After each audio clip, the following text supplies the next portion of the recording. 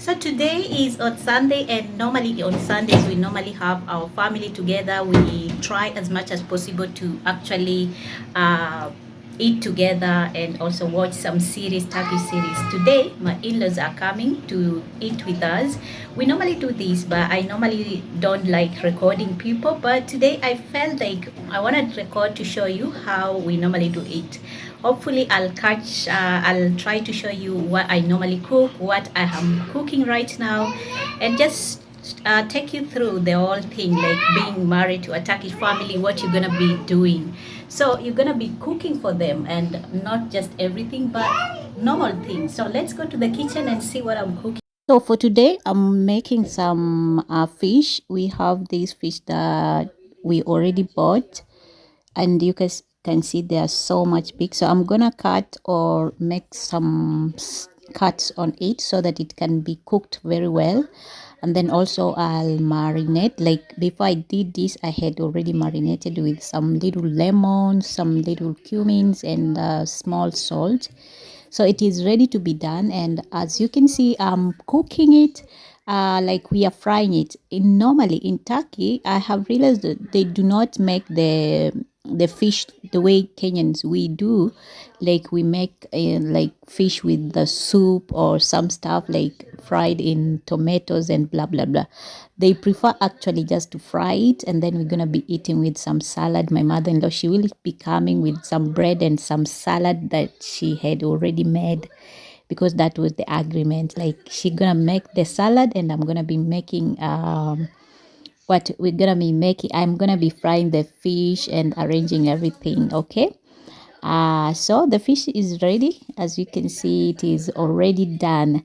So let me tell you something here in Turkey. Normally, if you are here, or if you have been to Turkish families, you'll find that families value like their elder parents. Okay, like family for Turkish people is just something that they really value and coming together. So this soup is the soup that we're gonna be using. Of course, this was prepared by my sister-in-law. She also stays close to us, and she's gonna be coming with her husband. So that was the soup that she made. She made the soup. My mother-in-law made the salad, and I did the fish and other things. And we're gonna be serving, of course, some after the meal. I had to serve some Turkish tea and fruit and nuts. For today, I'm just going to be doing only uh, ground nuts and the sunflower seeds, and yeah, those two, they're the one that we be cooking today. Okay, so like I was telling you guys, when you get married to a Turkish family, be prepared, because the in-laws, the family gonna be coming, especially it is like their guests are for actually coming together as a family. So you'll find that sometimes when you eat at your in-laws, they're gonna to come to you to eat, or maybe to have dinner, or maybe breakfast. For us, we normally do most of the time dinner, because it is the time that everybody has come. Like my husband is not working, my sister-in-law husband is not working, and everybody is at home. Okay, we prefer also doing the going outside, like eating together, but not most of the time, because they have different schedule in terms of work.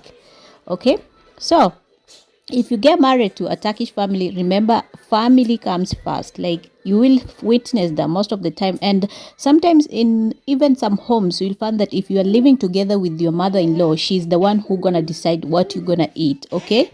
For us, my mother-in-law stays in her. We stay in the same flat. I don't know how to explain this, but she has her own stuff, her own kitchen, her own house to live, like to sleep and everything. I have my own, the same like to my sister-in-law. Okay, even though we share the same building. Okay, so she doesn't interfere with what I'm cooking. If I decide they're gonna eat this one, that is what we're gonna eat. But like for instance, if we are eating together, like the way she had to make the salad, and my sister-in-law the soup, it is because we had decided that way. Normally the women's are the ones who decide what to eat and what to cook, especially when the visitors are there. or when the visitors come to the home. So the women will be very active, choosing what to eat, arranging the table, stuff like that. Okay. And also something else, especially when the visitors are coming, something I have noticed that you don't need to stress yourself. Okay, you don't need to stress for yourself a lot, because in terms of actually cooking, once, for instance, if it is dinner, once they eat the dinner, they're gonna follow, you're gonna be followed. Maybe you serve them Turkish coffee, or if it is not Turkish coffee, they will prefer to drink Turkish, not Turkish, yeah, black tea. Okay, and it is not tea with milk, it is tea without milk. Okay, just the same way we Kenyans, we prefer actually tea with milk. For them, they prefer tea without milk. And something else is in terms of lukum or baklava or balkava. My little girl, she's here. So those sweets, those pastries, they are so common here in Turkey, especially if you are having extra guests. They can bring something to you in terms of maybe those sweets or pastries.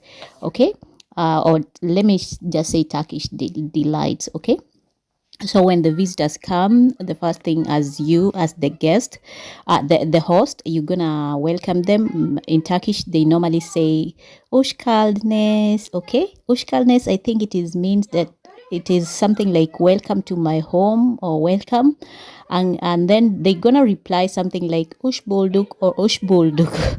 Okay, so if you are entering someone's home in Turkey, this is how they normally do it, or this is how we normally do it here. And also something I have to note is that if you are entering Turkish homes, remember to remove your shoes. It is a norm, it is a custom, it is like a tradition here.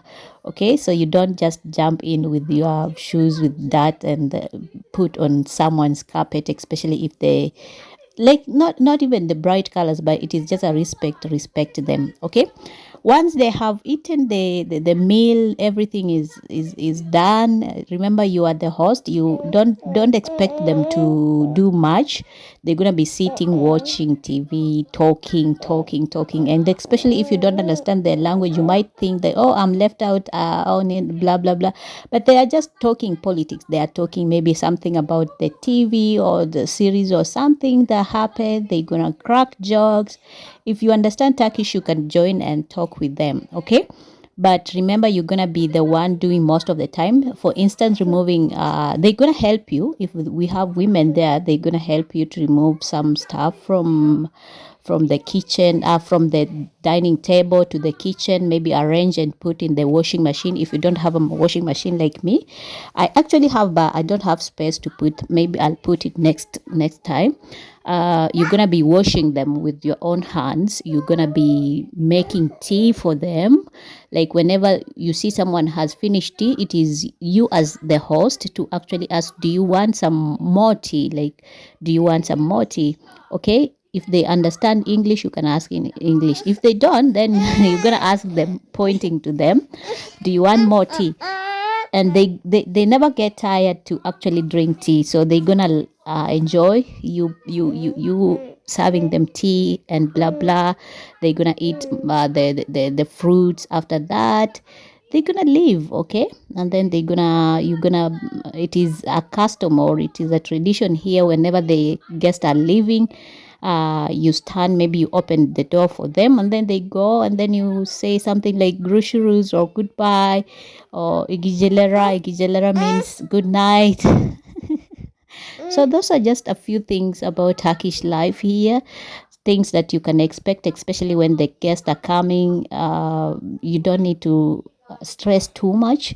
Just be yourself, talk to them, be humble, and serve them according to what you have. You don't need to actually break the bank, or maybe do extra.